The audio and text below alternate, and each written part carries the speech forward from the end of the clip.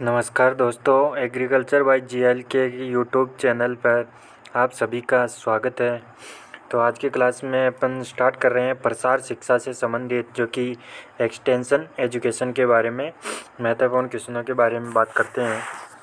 Extension यानी कि extension क्या होता है कि एक्स यानी बाहर और टेंसियो दो शब्दों से मिलकर बना एक्स व टेंसियो यानी स्ट्रेचिंग यानी प्रसार, बाहर प्रसार करना यानी स्कूल कॉलेज या किसी संस्था से शिक्षा का बाहर ही प्रसार करना वह प्रसार शिक्षा कहलाता है। तो स्टार्ट कर रहे हैं अपन फर्स्ट क्वेश्चन से कि प्रसार शिक्षा है औपचारिक शिक्षा या अनौपचारिक शिक्षा या पारिवारिक शिक्षा या व्यवहारिक शिक्षा।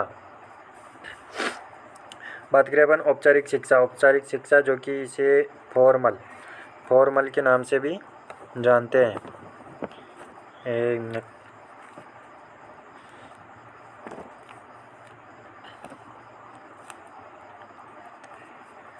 बात करें अपन औपचारिक शिक्षा की, तो औपचारिक शिक्षा को इंग्लिश में कहते हैं फॉर्मल एजुकेशन। वह अनौपचारिक को कहते हैं इनफॉर्मल एजुकेशन।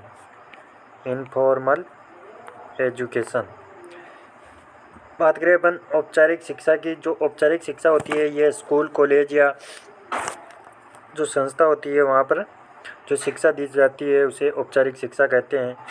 जबकि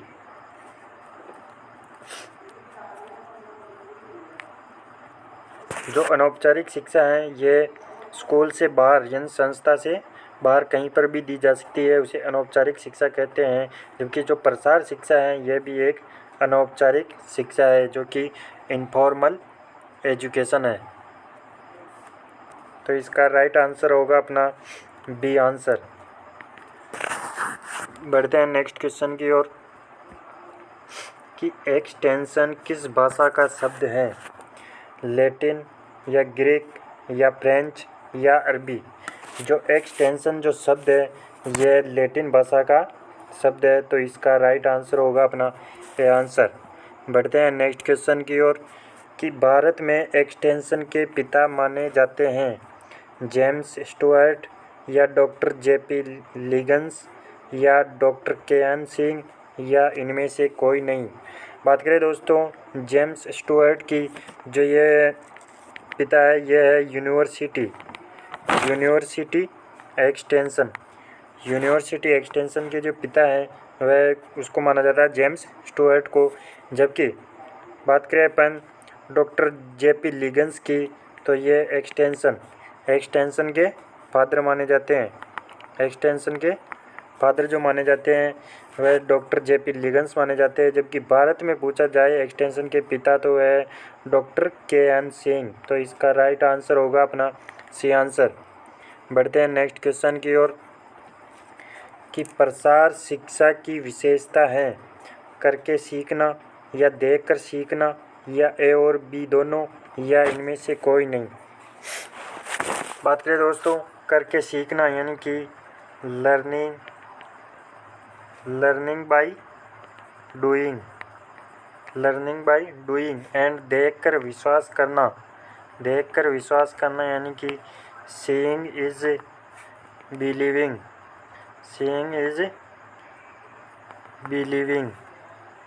यानी प्रसार शिक्षा की जो विशेषता है वो करके सीखना यानी कि लर्निंग बाय डूइंग एंड देखकर विश्वास करना यानी सीइंग इज बिलीविंग। तो इसका राइट आंसर होगा अपना सी आंसर।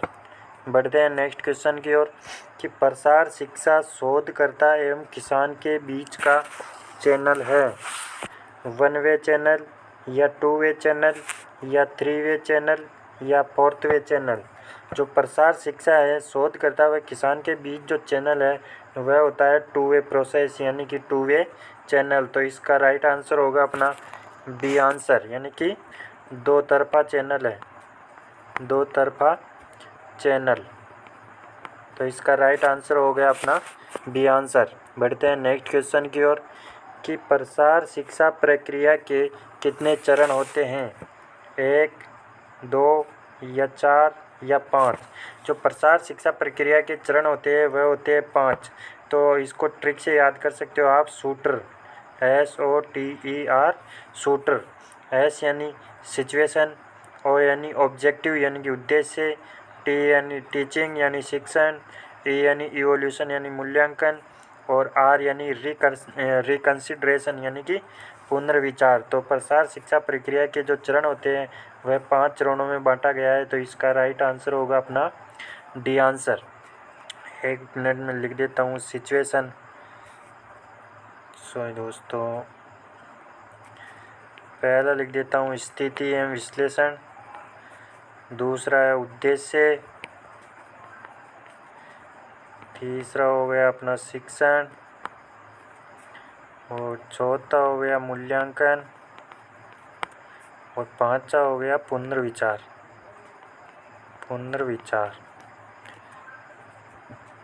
ये प्रसार शिक्षा प्रक्रिया के 5 चरण होते हैं।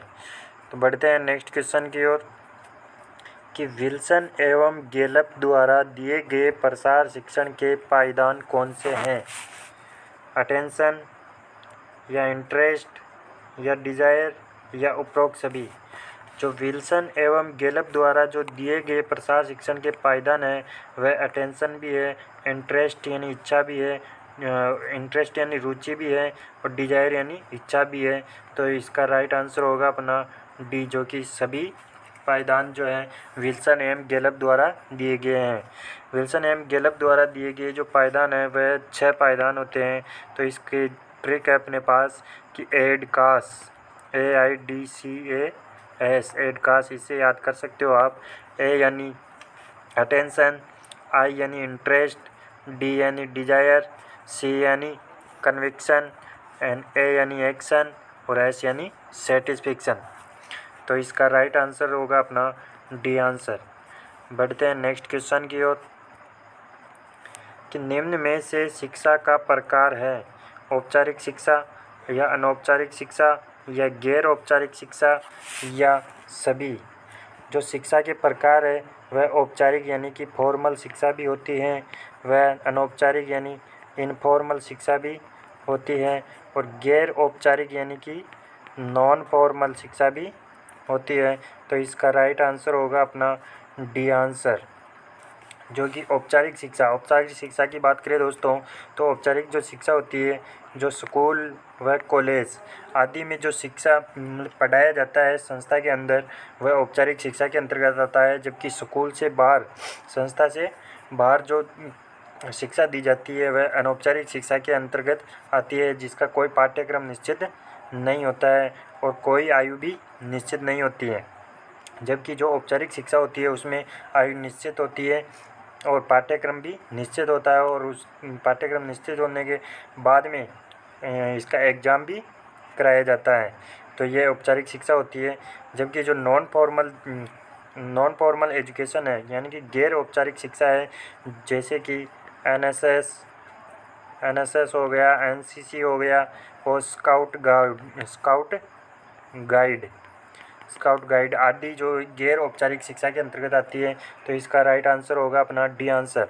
बढ़ते हैं नेक्स्ट क्वेश्चन की ओर कि वह प्रक्रिया जिसके द्वारा संदेश को स्रोत से यानी सोर्स से रिसीवर तक स्थानांतरित किया जाता है वह कहलाता है कम्युनिकेशन यानी कि संचार, फिडेलिटी या एम्पैथी या फीडबैक। बात करें दोस्तों फीडबैक की, तो ये दर्शकों की महत्वपूर्ण प्रक्रियाओं को वक्ता यानी कि कम्युनिकेटर तक पहुंचाना जो होता है वह फीडबैक कहलाता है। जबकि एम्पैथी की बात करें दोस्तों, एम्पैथी जो कि किसी एक व्यक्ति की दूसरे व्यक्ति के दिमाग को समझने की जो क्षमता होती है वह एम्पैथी कहलाती है।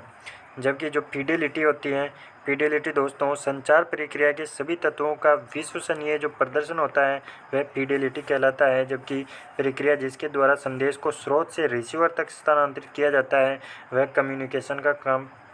कम्युनिकेशन होता है कि संचार जो है स्रोत से रिसीवर तक स्थानांतरित किया जाता है। तो इसका राइट आंसर होगा अपना ए आंसर। बढ़ते हैं नेक्स्ट क्वेश्चन की ओर कि संचार की विधियाँ हैं संचार की विधियाँ हैं, व्यक्तिगत विधि या सामूहिक विधि या जनसंपर्क विधि या उपरोक्त सभी। बात करें दोस्तों व्यक्तिगत विधि की, जो कि इसमें ओनली एक ही आदमी होता है, जो कि एक आदमी से बात कर सकते हैं। जबकि सामूहिक विधि यानी कि ग्रुप मेथड, जो ग्रुप मेथड होता है इसमें 15 से 50 यानी कि कॉलेज का ग्रुप हुआ, टूर हुआ, मीटिंग हुई, तो इनमें लगभग 15 से 50 आदमियों का जो ग्रुप होता है वह सामूहिक विधि ग्रुप मेथड होता है। जबकि बात करें दोस्तों जनसंपर्क विधि, जो कि मास मेथड यानी कि इसमें 30 या अधिक लोगों की संख्या हो सकती है। जबकि संचार की विधियाँ व्यक्तिगत विधि, सामूहिक विधि व जनसंपर्क विधि, ये सभी जो है संचार की विधियाँ हैं। तो इसका राइट आंसर होगा अपना डी आंसर। बढ़ते हैं नेक्स्ट क्वेश्चन की ओर कि निम्न में से सामूहिक विधि का उदाहरण नहीं है। ऑफिस कॉल, रिजल्ट डिमॉन्स्ट्रेशन या टूर्स या मीटिंग। बात करें दोस्तों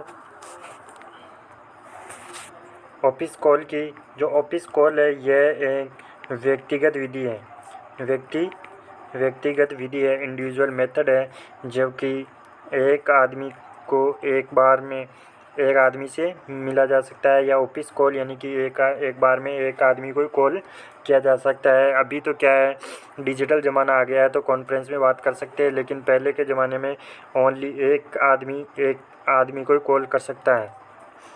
तो इसका राइट आंसर होगा अपना ए आंसर। जबकि सामूहिक विधि जो कि रिजल्ट डिमॉन्स्ट्रेशन है, टूर्स में एक से अधिक लोग हो सकते हैं, मीटिंग में एक से अधिक लोग हो सकते हैं, तो ये सामूहिक मेथड हो गया यानी कि ग्रुप मेथड हो गया। तो इसका राइट आंसर होगा अपना ए आंसर। बढ़ते हैं नेक्स्ट क्वेश्चन की ओर कि निम्न में से जनसंपर्क विधि का उदाहरण नहीं है। रेडियो, टीवी, अखबार या फील्ड डे। बात करें दोस्तों जनसंपर्क विधि का उदाहरण नहीं है यानी कि मास मेथड नहीं है।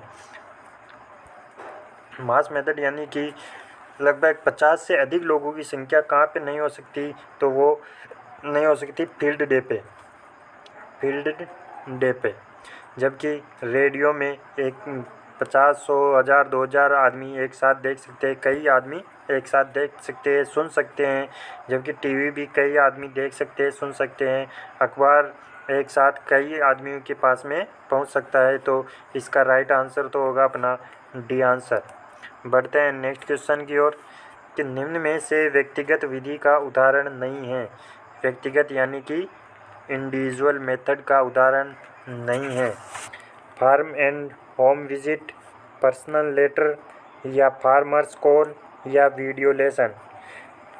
बात करें अपन दोस्तों फार्म एंड होम विजिट की, तो ये इंडिविजुअल मेथड का उदाहरण है, क्योंकि फार्म पर जाकर पर्टिकुलर किसान से बात कर सकते हैं, विजिट कर सकते हैं। जबकि पर्सनल लेटर जो कि एक ही आदमी के भेजा जाता है पर्सनल लेटर, तो यह भी इंडिविजुअल मेथड का एग्जांपल है। जबकि फार्मर्स कॉल जो कि एक ही बार में एक किसान को कॉल किया जा सकता है, तो यह भी इंडिविजुअल मेथड का उदाहरण है। जबकि वीडियो लेसन में एक साथ में कई आदमियों को पढ़ाया जा सकता है, कई आदमियों को लेक्चर दिया जा सकता है, कई किसानों को जो जानकारी दी जा सकती है वीडियो लेसन के बारे में। तो इसका राइट आंसर होगा अपना डी आंसर। बढ़ते हैं नेक्स्ट क्वेश्चन की ओर कि निम्न में से किस शिक्षा का क्षेत्र सीमित होता है। औपचारिक शिक्षा का या अनौपचारिक शिक्षा का या व्यवहारिक शिक्षा का या पारिवारिक शिक्षा का। बात करें दोस्तों अनौपचारिक शिक्षा का, जो कि इसका क्षेत्र सीमित नहीं होता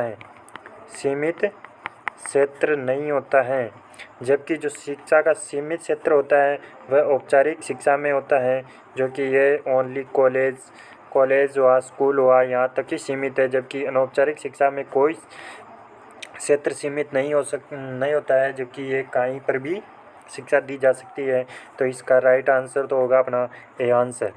बढ़ते हैं नेक्स्ट क्वेश्चन की ओर कि रेडियो है श्रव्य साधन, दृश्य साधन, श्रव्य दृश्य साधन या कोई नहीं।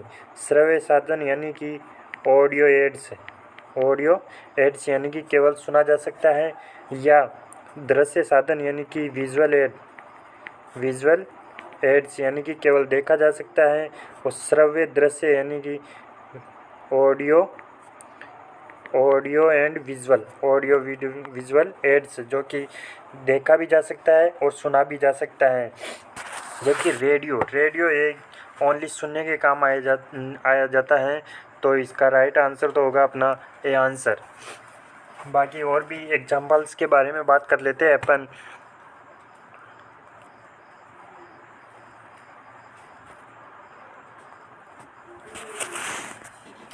श्रव्य साधन जो कि संदेश को केवल सुना जा सकता है, जैसे टेप रिकॉर्डर है, टेप रिकॉर्डर से भी केवल सुना जा सकता है। और जैसे ग्रामोफोन है, ये पहले के फ़ोन थे ग्रामोफोन जिसे केवल सुना जा सकता था। टेलीफोन है, वह रेडियो है। इसके बाद में दृश्य साधन की बात करें अपन, दृश्य साधन यानी कि केवल देखा जा सकता है, तो वह है पोस्टर है, लीफलेट होगा, फोल्डर होगा, पम्पलेट है, बुलेटिन है, बुकलेट है, बुक है, और फ्लैश कार्ड, फ्लिप चार्ट आदि जो है ये दृश्य साधन यानी कि विजुअल एड्स है, जो कि केवल देखा जा सकता है, सुना नहीं जा सकता है। जबकि बात करें दोस्तों श्रव्य व दृश्य जो कि देखना और सुनना दोनों कर सकते हैं, वह कर सकते हैं नाटक हुआ, और कठपुतली शो हुआ, नुक्कड़ हुआ, नुक्कड़ नाटक जो है, टीवी हुई, टेलीविज़न, फीचर फिल्म हुई आदि है, जो कि देखा और सुना जा सकता है, दोनों किए जा सकते हैं। जबकि इसका राइट आंसर तो होगा अपना ए आंसर। बढ़ते हैं नेक्स्ट क्वेश्चन की ओर। तो आज के लिए इतना ही दोस्तों, और डेली टेस्ट देने के लिए हमारे चैनल एग्रीकल्चर बाय GLK से जुड़िए और रोजाना एग्रीकल्चर से संबंधित टेस्ट दीजिए।